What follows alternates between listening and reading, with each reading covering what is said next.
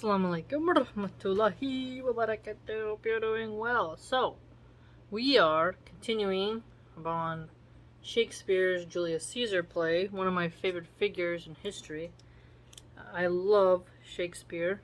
I have read a lot of Shakespeare, and I want to make sure that I record it for the channel because I always read them offline. But let us begin. I've taken a class on Shakespeare, alhamdulillah, so I could talk about these plays a lot. Let's put it that way. So, we are in scene 2 of Act 2. Okay. Enter Publius, Brutus, Ligarius, Metellus, Casca, Trebonius, and Cinna. And look where Publius is come to fetch me. Publius. Good morrow, Caesar. Caesar. Welcome, Publius. What, Brutus, are you stirred so early too? Good morning, morrow, Casca.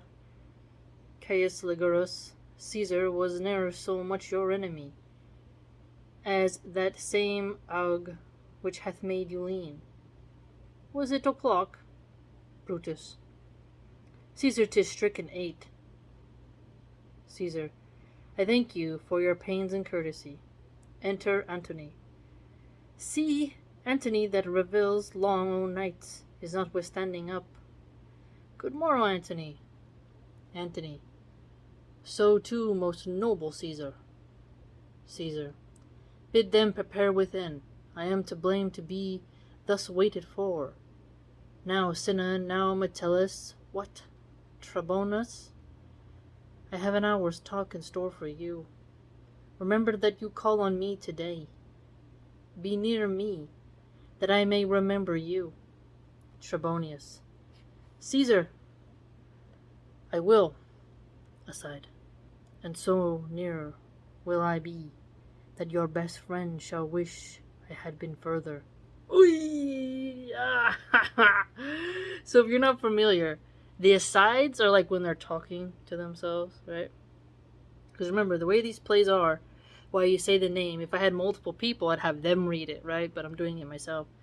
What did Trebonius just say? And so near will I be, that your best friend shall wish I had been further. It's really saying, right? Because the pokey poke. Caesar. Good friends, go in and taste some wine with me, and we, like friends, will straightway go together. Brutus, aside. That every like is not the same, O Caesar. The heart of Brutus yearns to think upon. Exit. Now we are in scene 3, a street near the Capitol. Enter Artemidorus, reading a paper. Artemidorus. Caesar, beware of Brutus. Take heed of Cassius. Come not near Casca. Have an eye to Cinna. Trust not Trebonius. Mark well Metellus cumber. Decius Brutus loves thee not. Thou hast wronged Cassius Ligarius. There is but one mind in all these men, and it is bent against Caesar. If thou best not unmortal, look about you. Security gives way to conspiracy.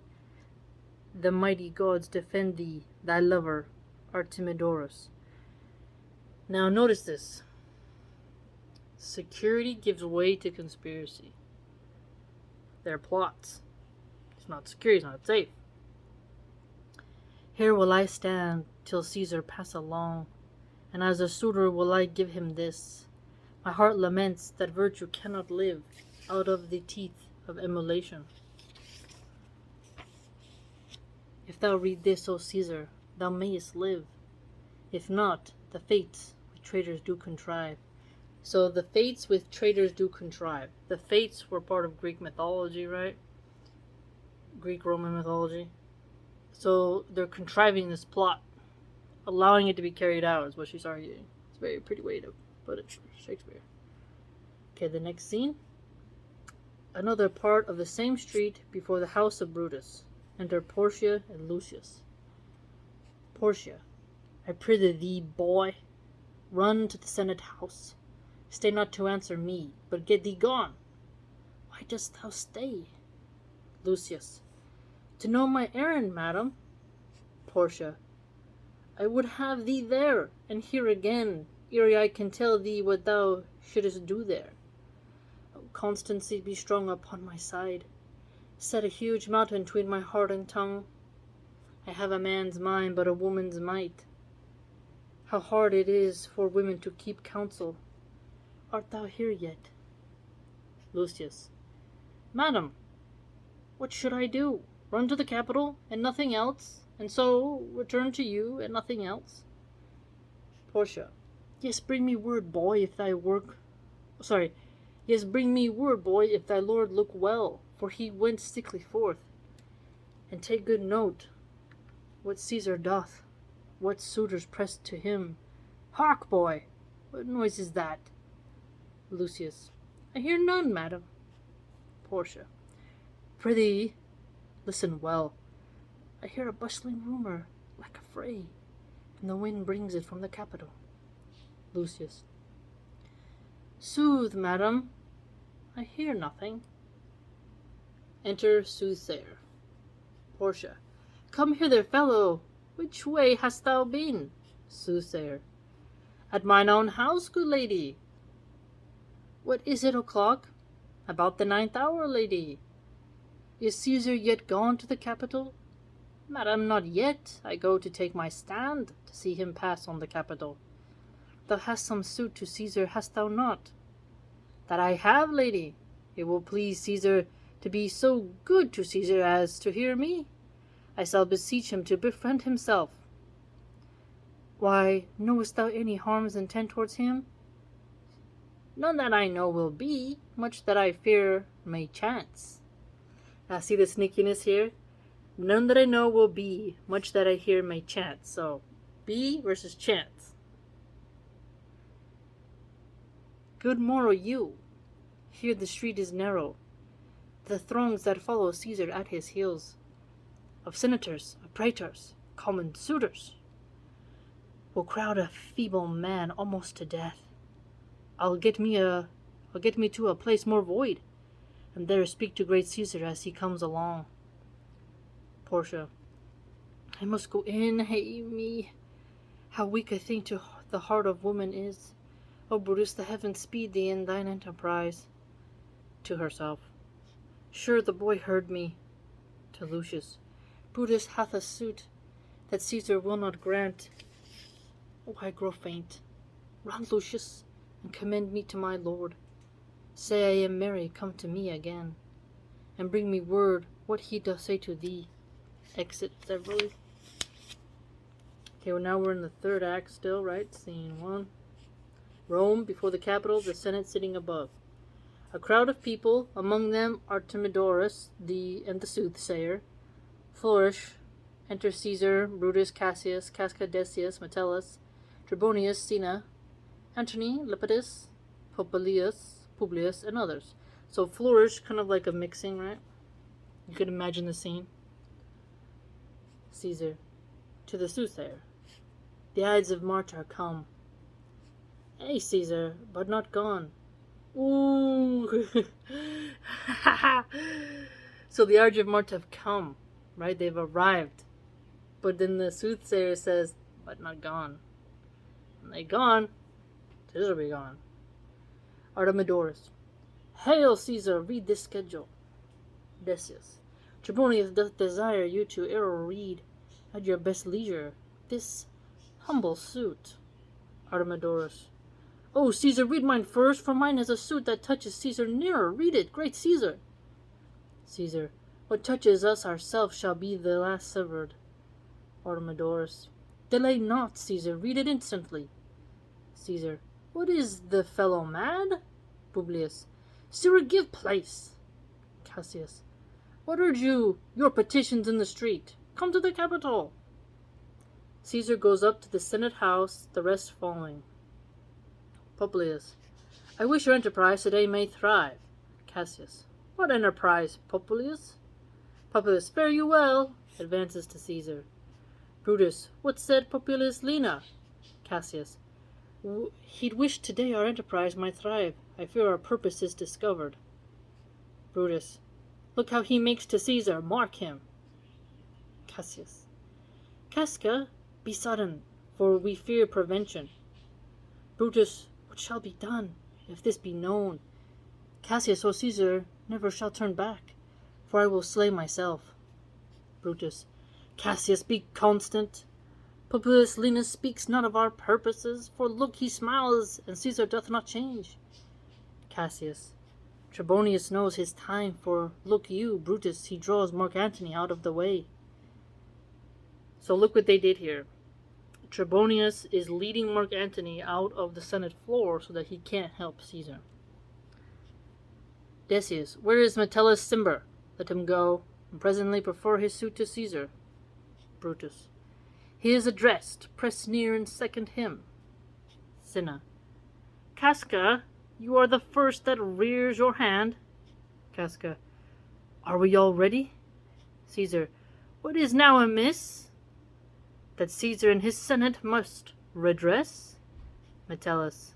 Most high, most mighty, and most puissant Caesar, Metellus Cimber throws before thy seat, and humble heart, kneeling. Caesar. I must prevent thee, Cimber. These couchings and these lowly courtesies might fire the blood of ordinary men, and turn preordinance and first decree into the law of children. Be not fond to think that Caesar bears such rebel blood, that will be thawed from the true quality, with that which metteth fools, I mean sweet words, low crooked courtesies, and base spaniel fawning. Thy brother by decree is banished, if thou dost bend and pray and fawn for him. I spun thee like a cur out of my way. No, Caesar doth not wrong, nor without cause will he be satisfied. Metellus. Is there no voice more worthy than my own, to sound more sweetly in great Caesar's ear, for the repealing of my husband? Let me repeat that. Metellus. Is there no voice more worthy than my own, to sound more sweetly in great Caesar's ear, for the repealing of my banished brother? Brutus. I kiss thy hand, but not in flattery, Caesar, desiring thee that Publius Cimber may have an immediate freedom repeal. Caesar. What, Brutus? Cassius. Pardon, Caesar. Caesar, pardon, as low as to thy foot doth Cassius fall, to beg enfranchisement for Publius Cimber. Caesar. I could be well moved, if I were as you. If I could pray to move, prayers would move me. But I am constant as the northern star, of whose true fixed and resting quality there is no fellow in the firmament. The skies are painted with unnumbered sparks. They are all fire, and every one doth shine. But there's but one in all doth hold his place. So in the world 'tis furnished well with men, and men are flesh and blood and apprehensive. Yet in the number I do not know but one that is unassailable holds on his rank, unshaked of motion, and that I am he. Let me a little show it, even in this, that I was constant, Cimber, should be banished, and constant do remain to keep him so. Cinna. O Caesar. Caesar. Hence wilt thou uplift Olympus? Decius. Great Caesar. Caesar. Doth not Brutus bootless kneel? Casca. Speak. Hands. For me. Cascus first, then the other conspirators, and Marcus Brutus stab Caesar. So this is the first one. Caesar. Brute. Then falls Caesar. Dies. So just like that, we built it up. Here it's really the point. The classic moment, Act 3, in Scene 1, he has been stabbed, Caesar. Such a dark moment. Dark moment. Cinna. Liberty! Freedom! Tyranny is dead! Run hence, proclaim, cry it about the streets. Cassius. Some to the common pulpits and cry out, Liberty, freedom, and enfranchisement. Brutus. People and senators, be not affrighted. Fly not, stand still. Ambition's debt is paid. What did he just say? Ambition's debt is paid. Think about that. You had ambition, you flew real close to the sun, you got burned. And when you got burned, you turned to ash. Kaput. You're done. Fly high, watch out for the mountain peaks. Casca. Go to the pulpit, Brutus. Decius. And Cassius too? Brutus. Where is Publius? Cinna. Here, quite confound with this mutiny. Metellus. Stand fast together, lest some friend of Caesar should chance. Brutus. Talk not of standing, Publius, good cheer. There is no harm intended to your person, nor to no Roman else. So tell them, Publius, nor to no Roman else. So Brutus is saying here, we weren't trying to slaughter everybody. We just wanted Caesar, right? So you need not panic thinking it's going to be a butchery fest. Cassius. And leave us, Publius, lest that the people rushing on us should do your age some mischief. Brutus. Do so, and let no man abide this deed, but we, the doers. Scene 1. Re-enter Trebonius. Cassius. Where is Antony? Trebonius. Fled to his house amazed. Men, wives, and children stare, cry out and run, as it were doomsday. Brutus. Fates, we will know your pleasures. That we shall die we know, 'tis but the time, and drawing days out that men stand upon. Cassius. Why, he that cuts off 20 years of life cuts off so many years of fearing death. Brutus. Grant that, and then is death a benefit? So are we Caesar's friends, that we have abridged his time of fearing death? Stoop, Romans, stoop, and let us bathe our hands in Caesar's blood. A pulp to the elbows, and besmear our swords. Then walk we forth, even to the marketplace, and waving our red weapons o'er our heads, let us cry peace, freedom, and liberty. Cassius. Stoop then and wash. How many ages hence shall this our lofty scene be acted over, in states unborn and accounts and accents yet unknown? I mean, that's true, right? That's really true. People literally hundreds of years have spoken about this event. I mean, the fact that Shakespeare wrote a play about it, right? You know? Brutus. How many times shall Caesar bleed in sport, that now on Pompey's basis he's alone, no worthier than the dust? Cassius. So oft as that shall be, so often shall the not of us be called the men that gave their country liberty. Decius. What, shall we forth? Cassius. Ay, every man away. Brutus shall lead, and we will grace his heels with the most boldest and best hearts of Rome. So here we see how they're viewing Brutus. We're going to grace his heels. They're going to let him be the leader. They feel that they were liberators. They feel that now that they've taken out Caesar, things are going to change. It was a tense time in Roman history. It's wondrous to study from the documents we have who was right, who was wrong, what's a little embellished, what's not. Either way, to get shanked on the politician's floor, that is intense. And it really just makes every politician wonder what that would feel like. Where you go to work and, they all took a turn. Very painful, you know? What do you think? Let me know. I really love this play, and it's one of my favorites besides Macbeth. It's really one that gets the juices flowing. By the way, if you'd like to join my blog, it's www.subscribestar.com/MilahanArchive. Hope to see you there.